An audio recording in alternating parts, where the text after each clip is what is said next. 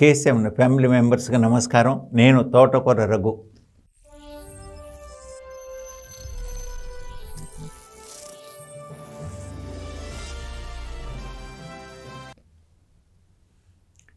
మనం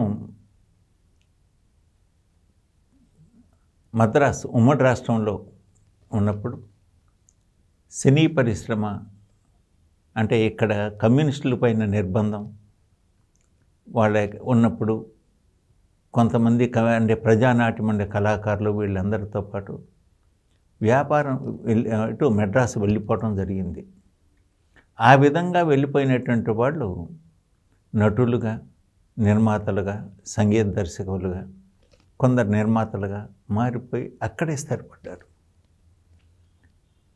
అలాగే అంటే ఇందిరాగాంధీ హయాంలో అంటే ల్యాండ్ సీలింగ్ పెట్టినప్పుడు కొంతమంది ప్రత్యామ్నాయ అంటే భూమి ఇప్పుడు వ్యవసాయం లేకపోతే వ్యవసాయ ఆధారిత పనులు చేసుకున్నటువంటి వాళ్ళందరూ కూడాను ఆ యొక్క ల్యాండ్ సీలింగ్లో భూమి పోవడంతో ప్రత్యామ్నాయ మార్గాలు వ్యాపారం కానీ బతకడానికి కానీ గౌరవంగా జీవించడం కోసం పట్టణాలకు వెళ్ళిపోయారు.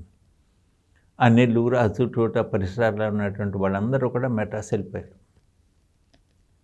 అంతకు పూర్వమే మన యొక్క ఒక జమీందారులు సైతం అనమాట మెడ్రాస్ వెళ్ళిపోయేసి సినిమా ప్రొడక్షను దీన్ని వ్యాపారం చేశారు. అట్లాంటి వాళ్ళే కొంతమంది మన యొక్క హీరోయిన్స్ అంటే మొదటి తరం కథానాయకులు చాలామంది ఆ జమీందారుల తాలూకు వాళ్ళే ఉన్నారు. మద్రాసు నుంచి ఫిల్మ్ ఇండస్ట్రీ రాష్ట్ర విభజన జరిగిన తర్వాత ఆంధ్రప్రదేశ్ రాజధానిగా హైదరాబాద్కి ఫిల్మ్ ఇండస్ట్రీ ఒకరిద్దరు ఒక అక్కినే నాగేశ్వరరావు లాంటి ఒక మహానుభావుడు నడుము బిగించటం వల్ల అప్పుడు ఉన్నటువంటి ముఖ్యమంత్రుల యొక్క సహకారంతో ఫిల్మ్ ఇండస్ట్రీని హైదరాబాదుకు తీసుకొచ్చారు. హైదరాబాద్ ఇక్కడ తీసుకురావడమే కాకుండా రామోజీ ఫిల్మ్ సిటీ వంటి ఒక ఏషియాలో వరల్డ్ బెస్ట్ స్టూడియోని కూడా నిర్మించడం జరిగింది. అలాగే సాంకేతికరమైనటువంటి అన్ని యొక్క సౌలభ్యాలు ఇక్కడ ఉండటం వల్ల హిందీ పరిశ్రమలో అంటే దక్షిణాది సినీ పరిశ్రమలు కాకుండా ఉత్తరాది నిర్మాతలు కూడా వచ్చి ఇక్కడ షూటింగ్ చేసుకుని అంటే ఒక సూట్ కేసు ఒక చెక్ బుక్ తీసుకొని ఇక్కడికి వచ్చేస్తే ఒక సినిమా మొత్తం పూర్తి చేసి సీడీ తీసుకొని బయటకు వెళ్ళిపోవచ్చు, ఫ్లైట్ ఎక్కొచ్చు అన్నటువంటి స్థాయిలో అన్ని రకాల సదుపాయాలను కూడా హైదరాబాదులో ఏర్పాటు చేశారు. అది గర్వపడాలి. మరి ఆంధ్రప్రదేశ్ వచ్చింది, 10 ఏళ్ళు గడిచిపోయింది. అదే ఫిల్మ్ ఇండస్ట్రీలో అన్ని స్థాయిల్లో అంటే అధికార పార్టీలో కావచ్చు అంటే అది చంద్రబాబు నాయుడు గారి హయాంలో కావచ్చు లేదా జగన్మోహన్ రెడ్డి గారి హయాంలో కావచ్చు సినిమా ఇండస్ట్రీతో దగ్గర సంబంధం ఉన్నటువంటి వ్యక్తులు ప్రభుత్వంలో ఉన్నారు. అలాగే మిగతా అన్ని చోట్ల అన్ని విభాగాల్లో ఉన్నారు. వాళ్ళే నిర్మాతలు, వాళ్ళే సాంకేతికములు, వాళ్ళే నటులు, వీళ్ళందరూ కూడా. కానీ ఫిల్మ్ ఇండస్ట్రీని ఆంధ్రప్రదేశ్కి తీసుకొచ్చేటువంటి ప్రయత్నం మాత్రం చేయట్లే, అసలు ఆలోచన కూడా చేయట్లే. ఎందుకని అంటే వీళ్ళ యొక్క ఆస్తులన్నీ కూడా హైదరాబాద్లో ఉండటం వల్ల అవి వదిలిపెట్టుకు రాలేకపోతున్నారా? అదే నిజమైతే మద్రాసులో కూడా మీరు స్టూడియోలు కట్టారు, మద్రాసులో కూడా మీకు పొలాలు ఆస్తులు ఉన్నాయి, అవి వాటిని అక్కడే అట్టు పెట్టేసేసుకొని ఇక్కడికి వచ్చారు హైదరాబాద్. ఆంధ్రప్రదేశ్కి ఎందుకు రారు? ఫిల్మ్ ఇండస్ట్రీని ఆంధ్రప్రదేశ్కి రావటం అంటే అది వాళ్ళు వచ్చేసి ఇక్కడ ఏదో చేయటం కొద్దిమంది వ్యక్తులతో కూడుకున్నటువంటిది కాదు. అది ఒక ఫిల్మ్ ఇండస్ట్రీని తీసుకురావటం అంటే రచయితలు అంటే ఫిల్మ్ ఇండస్ట్రీ అంటే అనమాట ఒక సినిమా ఆర్టిస్టు, డైరెక్టర్, ప్రొడ్యూసర్ కాదు, 24 క్రాఫ్ట్స్ ఉంటాయి.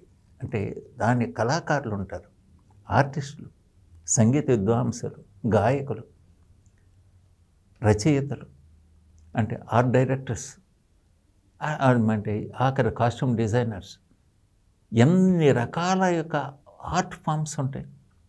వాళ్ళన్నమాట ఒక ఫ్యూచర్ జనరేషన్కి రేపటి తరానికి అనమాట వాళ్ళ యొక్క నైపుణ్యాలు వాళ్ళని చూసామంటే వీళ్ళు ఇన్స్పైర్ అవుతారు, వీళ్ళు దాంట్లో శిక్షణ పొందుతారు, ఆ రంగంలో ప్రవేశిస్తారు.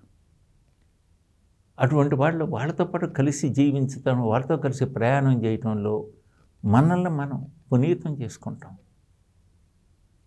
వాళ్ళని చూసినటువంటి ఒక ఘంటసాల గారు, లేకపోతే బాలసుబ్రహ్మణ్యం గారు, వీళ్ళందరూ కూడా ఇక్కడ ఉన్నట్టయితే ఘంటసాల గారు వాళ్ళ యొక్క ప్రభావం ఎంత మన యువతరం మీద ఎంత ఉంటుంది. ఇది అక్కినేని నాగేశ్వరరావు లేకపోతే రామారావు గారు, ఇదని ఈవేళ మనం వాళ్ళ గురించి చెప్పుకుంటున్నాం. రేపటి ఆంధ్రప్రదేశ్లో ఎవరు ఉంటారు మిగిలిన? ఒక మంగళంపల్లి బాలమురళీకృష్ణ గారు, వీళ్ళందరూ కూడా ఎక్కడ? అటువంటి మేధావులు, అంటే సినిమా ఇండస్ట్రీలో మేధావులు ఉన్నారు. ఆ మేధావుల్ని మన యువతరం మిస్ అవుతుంది. పరిశ్రమ ఏంటంటే ఒక సినిమా ప్రొడక్షనే కాదు, మేధావి వర్గాన్ని, దాంట్లో డాన్సర్స్ ఉంటారు, డాన్స్ డైరెక్టర్స్ ఉంటారు. అవన్నీ వాళ్ళందరూ కూడా అన్నమాట. అంటే ఆ కళ చూసి ఉత్తేజం పొందేటటువంటి యువతరం మిస్ అవుతుంది. అది ఒక్కటి అర్థం చేసుకోండి. అలాగే ప్రొడక్షన్ ఆఫీసెస్ కనుక ఇక్కడికి వచ్చిన రోజున వాళ్ళ ఇన్కమ్ ట్యాక్స్ రిటర్న్స్ ఫైల్ చేసేది ఆంధ్రప్రదేశ్లో అయితే అదొక ఆదాయం. దానివల్ల ఎంత బెనిఫిట్ అవుతుంది. కొన్ని కోట్ల రూపాయలతో వ్యాపారం చేస్తున్నారు మన వాళ్ళు. వాళ్ళు ఐటీ రిటర్న్స్ ఎక్కడ ఫైల్ చేస్తున్నారు? అది ఒక్కసారి ఆలోచించండి. అంటే వాళ్ళని ఎందుకు మనం ఇక్కడికి తీసుకురాలేకపోతున్నాం? ఎందుకు వాళ్ళకి కావలసిన సౌకర్యాలు సమకూర్చలేకపోతున్నాం? చాలా అంటే ఇంతగా అభివృద్ధి చేస్తున్నామే. ఇప్పుడు ఒక సినిమా ఇండస్ట్రీకి అనుకూలమైనటువంటి సిటీస్ చాలా ఉన్నాయి. అది హైదరాబాద్ దగ్గరలో కావచ్చు, బాంబేకి దగ్గరలో ఉండేటువంటిది కావచ్చు. లేదు ఇప్పుడు ఫ్లైట్ సర్వీసెస్ ఆల్మోస్ట్ ఇప్పుడు అన్ని చోట్ల మాట రామ్మోహన్ నాయుడు గారు వచ్చిన తర్వాత మాట ఇంకా అభివృద్ధి చెందినాయి. ఇవాళ హైదరాబాద్ టు విజయవాడ అంటే బస్సులు లేకపోతే దీనిల కంటే కూడా మాట ఫ్లైట్ సర్వీసు టికెట్స్ అంటే సర్వీసెస్ ఎక్కువ పెరిగినాయి,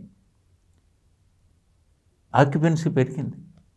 అట్లాగే అనమాట ఇంటర్ కనెక్టివిటీ తిరుపతి కానీ దీని కానీ అన్ని ముఖ్య కేంద్రాల్లో అనమాట ఫ్లైట్ ఫెసిలిటీ పెరిగింది. అందువల్ల ట్రాన్స్పోర్టేషన్ అనేటువంటిది ఇబ్బంది లేదు. ఇక్కడ పొల్యూషన్ కూడా తక్కువ హైదరాబాద్తో కంపేర్ చేస్తే. ఈ ఫిల్మ్ ఇండస్ట్రీని ఇక్కడికి ఎందుకు తీసుకురారు అంటే హైదరాబాద్ అంటే అమరావతి తీసుకురామని కాదు. అమరావతి ఇప్పుడు ఇదేంటి హైకోర్టు బెంచ్ని అనమాట అక్కడ కర్నూలులో ఏర్పాటు చేసామని. అట్లాగే ఫిల్మ్ ఇండస్ట్రీని ఒక చోట ఏర్పాటు చేయండి, అక్కడ డెవలప్ చేయండి. ఒక అమరావతిలోనే ఉండాలని ఎక్కడా లేదు. ఇప్పుడు ఆర్థిక రాజధాని విశాఖపట్నం అంటున్నాం. విశాఖపట్నాన్ని ఏ విధంగా డెవలప్ చేస్తున్నాం? అది ఆ మినిస్టర్ ఏం మాట్లాడరేంటి? ఫిల్మ్ డెవలప్మెంట్ కార్పొరేషన్ చైర్మన్ అనమాట. అదొక ఏదో రాజకీయ పునరావాసంగా అనమాట. ఒక పోర్ట్ఫోలియోకి ఏదో రాజకీయాలు అనమాట ఈ ప్రముఖునికి ఒక పోస్ట్ ఇవ్వాలి కాబట్టి కాదు.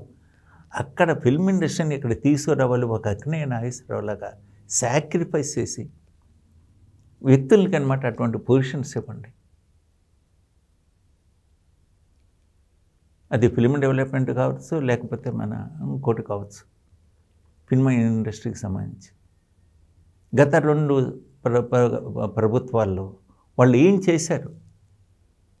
వాళ్ళ యొక్క స్టేచర్ ఏమిటి? వాళ్ళు కదిలితే అనమాట ఫిల్మ్ ఇండస్ట్రీలో వాళ్ళకి ఉన్నటువంటి ఫాలోయింగ్ ఏమిటి? వాళ్ళ యొక్క మాటకు విలువ ఏంటి? ఇటు అంటే గతంలో అతి దారుణమైన విషయం ఏంటంటే వాళ్ళకి ముఖ్యమంత్రి అపాయింట్మెంట్ కూడా దొరికేది కాదు. అట్లాగే కొద్దిగా వెన్నెముకుండి స్వతంత్ర భావాలు ఉండి కొంతమంది ప్రభావితం చేయగలిగినటువంటి వ్యక్తుల్ని తీసుకురండి, వాళ్ళకి పదవులు కట్టబెట్టండి. ఫిల్మ్ ఇండస్ట్రీ అంటే సినిమా ప్రొడక్షన్ ఆర్టిస్టులే కాదు, 24 క్రాఫ్ట్స్ ఉన్నాయని చెప్పేసి గుర్తుపెట్టుకోండి. అంతకుమించి ప్రొడక్షన్ ఆఫీసులు, ఎంప్లాయ్మెంట్ ఉంది. ఒక పెద్ద సినిమాలు ఉన్నాయి అంటే ఆ రోజున ₹1,00,000 ఈవేళ ఒక 1000 కోట్లు అవ్వచ్చు వాల్యూ.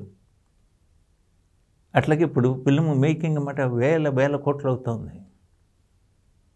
ఆ టర్నోవర్ అంటే అక్కడ ఎంత ట్రాన్స్పోర్టేషన్ కానీ ఇది కానీ ఆకలి పెట్రోల్ బంకులు కానీ మెస్సలు కానీ అంటే హోటల్స్ కానీ ఒక ప్రొడక్షన్ యూనిట్లో ఒక జరుగుతుందంటే ఎంత మందికి పని కల్పిస్తుంది, ఎంత బిజినెస్ జరుగుద్ది అనేది ఒకసారి ఆలోచించండి. దాని మీద దృష్టి పెట్టండి. ఇది కరెక్ట్ సమయం. ఇవాళ మనం తీస్తున్న ఏ ఒక్క సినిమా, ఏ ఒక్క హీరో కూడా, అందరూ కూడా మాట పాన్ ఇండియా స్టార్సే. ప్రభాస్ కావచ్చు, ఎన్టీఆర్ కావచ్చు, రామ్ చరణ్ కావచ్చు, చిరంజీవి గారు కావచ్చు, లేకపోతే మన బన్నీ కావచ్చు, వీళ్ళందరూ కూడా పాన్ ఇండియా స్టార్స్. ఈ సమయంలో మనం ఫిల్మ్ ఇండస్ట్రీని ఇక్కడ తీసుకురాకపోతే ఇంకా భవిష్యత్తులో తీసుకురాలేం. దయచేసి ఆలోచించండి, మనసు పెట్టండి. సెలవు.